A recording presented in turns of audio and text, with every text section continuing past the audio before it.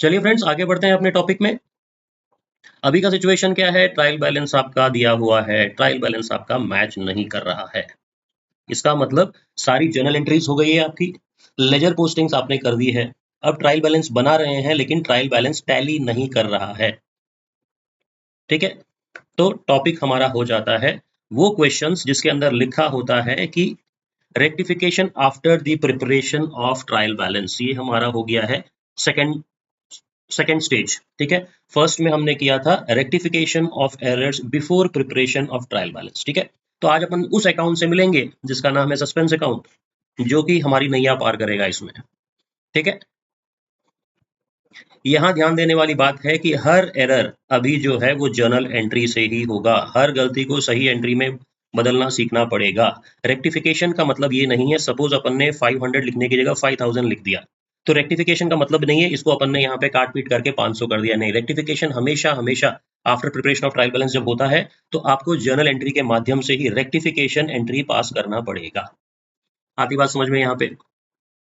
देखते हैं अपन सबसे पहले फर्स्ट टॉपिक में अपन ने क्या किया था। फर्स्ट टॉपिक में हमने ये किया था कि जब आपका बिफोर ट्रायल बैलेंस का क्वेश्चन है, before preparation of trial balance, bar bar repeat कर रहा हूं क्योंकि बच्चे गलती यहीं पे करते हैं। Before preparation of trial balance अगर अपन ने कहा, उसके अंदर दो सिचुएशंस थी। वन अकाउंट इफेक्ट होता है, बोथ अकाउंट्स इफेक्टेड होते हैं। वन अकाउंट इफेक्ट अगर होता है मतलब एक ही अकाउंट में अगर समस्या है तो हम लोग एक रेक्टिफिकेशन स्टेटमेंट बनाते हैं, क्योंकि दूसरा अकाउंट नहीं पता इसलिए हम जर्नल एंट्री नहीं बना पाएंगे।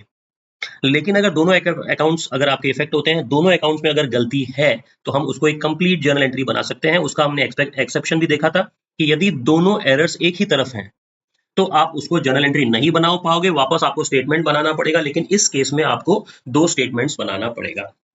ठीक है, ट्रायल बैलेंस मैच नहीं हुआ था, ट्रायल बैलेंस बना नहीं था वहां पे। यहाँ पे जितने भी क्वेश्चंस आएंगे अब हमारे वो होंगे after preparation of the trial balance. ठीक है, तो पहले समझते हैं अपन कि ट्रायल बैलेंस तो टैली नहीं हुआ है। डिफरेंस छोटा हो या बड़ा, उसे ढूंढना जरूरी है, क्योंकि आईसीएआई खुद एक प्रैक्टिकल चेकलिस्ट देता है अपने को एरर्स को लोकेट करने के लिए।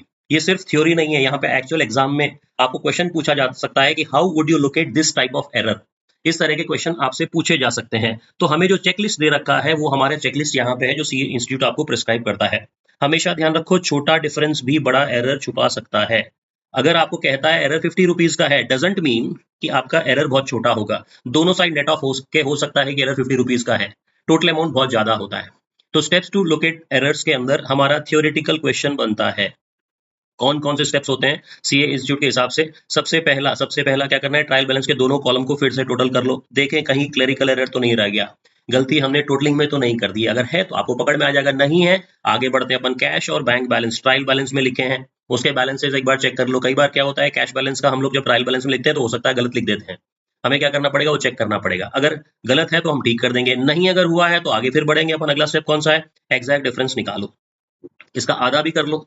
बहुत बार क्या होता है, रॉन्ग कॉलम में आपने अगर एंट्री कर दी है तो जैसे आपने देखा रॉन्ग साइड एंट्री करते हैं उसे अपन डबल अमाउंट से रेक्टिफाई करते हैं। तो उसी तरह पकड़ने के लिए हम क्या करेंगे, डिफरेंस को निकालो, उसका आधा करो, आपको पता चल जाएगा कितना का डिफरेंस होना चाहिए। ठीक है, उसके बाद में सारे लेजर अकाउंट्स दोबारा बैलेंस करो, वापस एक बार चेक कर लो, जो जो लेजर बैलेंस आपने बनाए हैं वहां पर क्या गलती है उसे अपन सुधार लेंगे।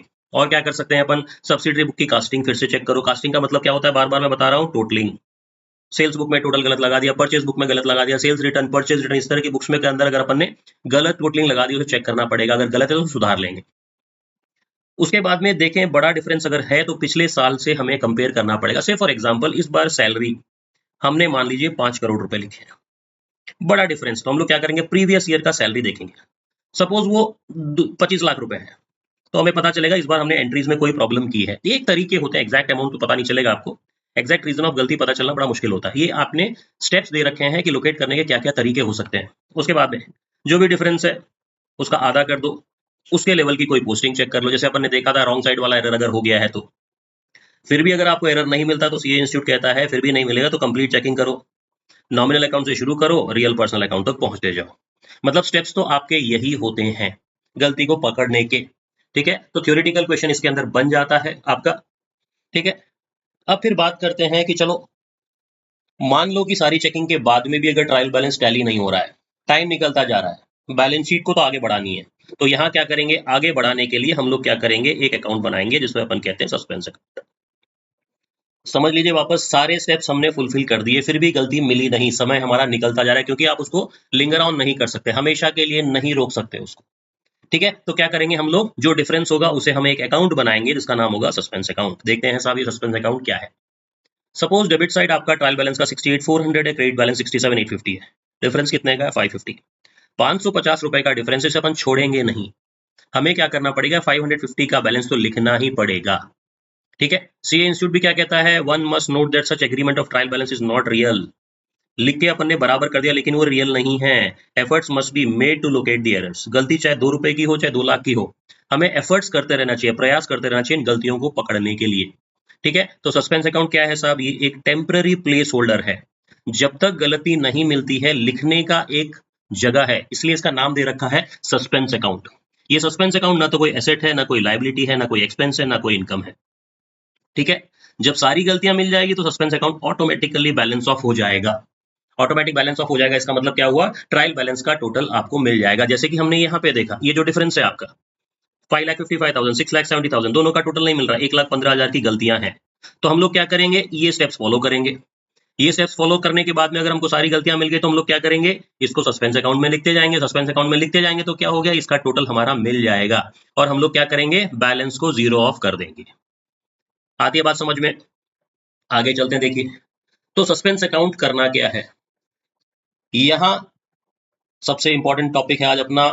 अपने मॉड्यूल सीए के मॉड्यूल में एग्जैक्टली आपको ये बताता है कि each and every error detected at this stage can only be corrected bye A complete journal entry. अब कंप्लीट जर्नल एंट्री का मतलब क्या होता है, समझ लेना। अगर डेबिट साइड की टोटल शॉर्ट है, डेबिट साइड की टोटल कम है, यहाँ देखें, अगर अपन डेबिट साइड का टोटल कम है तो क्या करेंगे, डेबिट साइड में लिख देंगे सस्पेंस अकाउंट। क्रेडिट साइड का टोटल है तो अपन क्या करेंगे, क्रेडिट साइड में लिख देंगे टोटल सस्पेंस अकाउंट। इसका मतलब जो अपन ने, मान लीजिए ये शीट देखा है अपन ने, यहाँ पे हमारा डिफरेंस कितना, 1,15,000। हम लोग क्या करेंगे, 1,15,000 यहाँ पे लिखेंगे डेबिट साइड में, 1,15,000, और इसको नाम दे देंगे सस्पेंस अकाउंट। तब हमारा दोनों साइड का टोटल 6,70,000 हो जाएगा। ये सस्पेंस अकाउंट जब तक ठीक नहीं हुआ है तब तक ये माना जाएगा कि हमारे अकाउंट्स पूरे नहीं है, इसलिए हमें बार बार ये प्रयास करना पड़ेगा कि सस्पेंस अकाउंट को जीरो ऑफ करना है। इसका मतलब क्या हुआ, डेबिट अगर कम है तो सस्पेंस अकाउंट को डेबिट कर दीजिए, क्रेडिट अगर बैलेंस कम है तो सस्पेंस अकाउंट को हमें क्रेडिट कर देना है। सिंपल सी बात है ये। ठीक है, देखें, हर गलती जो होती है, each and every error detected at this stage can only be corrected by complete journal entry. बार बार मैं रिपीट कर रहा हूं, आफ्टर ट्रायल बैलेंस बोलता है तो कंप्लीट जर्नल एंट्री चाहिए। लास्ट सेशन में हमने किया था before trial balance. Before trial balance है, जर्नल एंट्री बन भी सकती है, नहीं भी बन सकती, यहाँ पे तो बनेगी ही बनेगी। देखिए, before trial balance one account या स्टेटमेंट से जाएगा हमारा। After trial balance journal entry बनेगी ही बनेगी। दूसरा अकाउंट जो अपने को पता नहीं था उसका नाम हो जाएगा सस्पेंस अकाउंट, क्योंकि हमने ट्रायल बैलेंस के अंदर जो भी बैलेंस था वो हमने कहाँ ट्रांसफर कर दिया था, सस्पेंस अकाउंट में ट्रांसफर कर दिया था। अब बात करते हैं साहब, एक ही गलती है, दो तरीके से क्वेश्चन पूछा गया तो दोनों का सोल्यूशन कैसे होगा। सिंपल सा बात ध्यान रखना, sales book for the month of April was undercast by 420। अब एग्जाम में कहता है rectify this if it is situation before preparing the trial balance, तो हमको इस तरीके से करना है। अगर कहता है after preparing the trial balance तो हमको इस तरीके से करना है। तो before preparing the trial balance में क्या है, हमारा सिर्फ सेल्स बुक के अंदर टोटल 420 का हमने कम लगा, इसका मतलब सेल्स को हमने कम लिखा है। तो क्या करना पड़ेगा, सेल्स को बढ़ा देना पड़ेगा। रेक्टिफाई कैसे करेंगे, सेल्स को इंक्रीज कर देंगे, सेल्स को प्लस कर देंगे। सेल्स का बैलेंस हमेशा क्या होता है, क्रेडिट होता है। क्रेडिट होगा तो हम क्या करेंगे, सेल्स को क्रेडिट कर देंगे। स्टेटमेंट बनेगा, यहाँ पे स्टेटमेंट क्या लिखेंगे, by undercasting of sales book of for April 420 rupees. आपको पहले ही बताया था ये सेल्स अकाउंट है, यहाँ पे हम लिख देंगे बाय अंडरकास्टिंग 420 रुपीज का बैलेंस। ये आपका रेक्टिफाई हो गया है। अगर कहता है आपको क्वेश्चन की this is after preparation of the trial balance, मतलब ट्रायल बैलेंस बन गया है, डिफरेंस जो था वो हमने सस्पेंस अकाउंट में डाल दिया है, तो यहाँ पे हमने क्या किया, सेल्स अकाउंट को क्रेडिट किया है। यहाँ पे भी सेल्स अकाउंट को क्रेडिट ही किया है, लेकिन दूसरा एंट्री अपने को पता चल गया, डेबिट कौन सा करना है, सस्पेंस अकाउंट को। तो इस तरीके से हम लोग क्या करेंगे, सस्पेंस अकाउंट में लिख देंगे। ठीक है, इस तरह के डिफरेंसेस जो है आपको ट्रू फॉल्स या शॉर्ट टाइप आंसर्स में भी पूछा जाएगा कि इस एरर को रेक्टिफाई कैसे करेंगे, अगर ट्रायल बैलेंस बन गया है वर्सेस अगर ट्रायल बैलेंस नहीं बना है। अब आप दोनों सवालों का जवाब दे सकते हैं। ठीक है, अब अपन एक काम करते हैं, एक पूरा प्रैक्टिकल क्वेश्चन अपन सॉल्व करते हैं, देखते हैं सस्पेंस अकाउंट कैसे बनाना है। सस्पेंस अकाउंट को भी अपन बनाएंगे और उसके बाद में इस पूरे क्वेश्चन को अपन सॉल्व कर देंगे। ठीक है, क्या कहता है, देखिए, trial balance of messrs Verma traders showed A difference of ₹80। Debit side short है, डेबिट साइड में टोटल कम है, तो अपन ने क्या किया, सस्पेंस अकाउंट में लिख दिया उसको। On going through the books, बाद में जब अपने अलग अलग स्टेप्स देखे थे उसके अंदर देखा तो अपने को ये गलतियां ये पता चली है। कौन कौन सी गलती है? सबसे पहले purchase book was undercast bye 150। इसका मतलब क्या हुआ? परचेज अकाउंट में 150 रुपए कम डेबिट हुआ है। परचेज का बैलेंस हमेशा डेबिट रहता है, कम लिखा है मतलब कम डेबिट हुआ है। ठीक है, तो अपन क्या करेंगे? परचेज को बढ़ाना है, परचेज को बढ़ाना है तो क्या करना है? परचेज अकाउंट को डेबिट कर देना है। दूसरी तरफ कौन सा आगा? ऑब्वियस सी बात है, सस्पेंस अकाउंट आ जाएगा। ठीक है, तो इसको अगर अपन सॉल्व करें यहाँ पे, तो अपन पहली एंट्री ये ए, इसमें अपन क्या लिख देंगे? इसमें अपन लिख देंगे purchasers account debit to suspense account 150। Narration में लिख देंगे being rectification of purchase account का जो भी है now rectified, rectification entry pass लिख देंगे तो हमारा काम हो जाएगा। समझ में आती है बात? अगला देखें, अगला क्या कहता है? Payment of 300 to creditor Deepak was posted to his account as 380। दिया कितना है? 300। लिख कितना दिया अपन ने? 380। पेमेंट हमने किया है, ठीक है, दीपक को 300 रुपए डेबिट होना चाहिए था, पेमेंट किया तो क्रेडिटर कम हो गया, लेकिन 380 डेबिट हो गया। इसका मतलब 80 रुपीज आपका एक्स्ट्रा डेबिट लिख दिया। एक्स्ट्रा को हटाना है, डेबिट को कम करना है, तो क्या करेंगे? उसको हम क्रेडिट कर देंगे। क्रेडिट करेंगे तो क्या लिखेंगे? To Deepak account. डेबिट किसको कर देंगे? जब दूसरे बात अपन ने अभी तक यही किया भाई, सस्पेंस अकाउंट ही है, सस्पेंस अकाउंट को डेबिट कर देंगे। नरेशन लिख देंगे being rectification entry passed for debiting या posting 380 to Deepak's account in place of ₹300, ये अपन लिख देंगे। ठीक है, नेक्स्ट देखें, discount received 60 was not posted to discount received account. क्या कहता है? डिस्काउंट रिसीव्ड हमारी एक इनकम होती है, पोस्ट ही नहीं की है अपन, क्रेडिट साइड में कम लिख दिया, तो क्या करना है? नहीं लिखा उसे लिख देंगे, तो डिस्काउंट रिसीव्ड को हम क्रेडिट कर देंगे। ठीक है, डिस्काउंट रिसीव्ड को अपन क्रेडिट कर देंगे टू डिस्काउंट रिसीव्ड।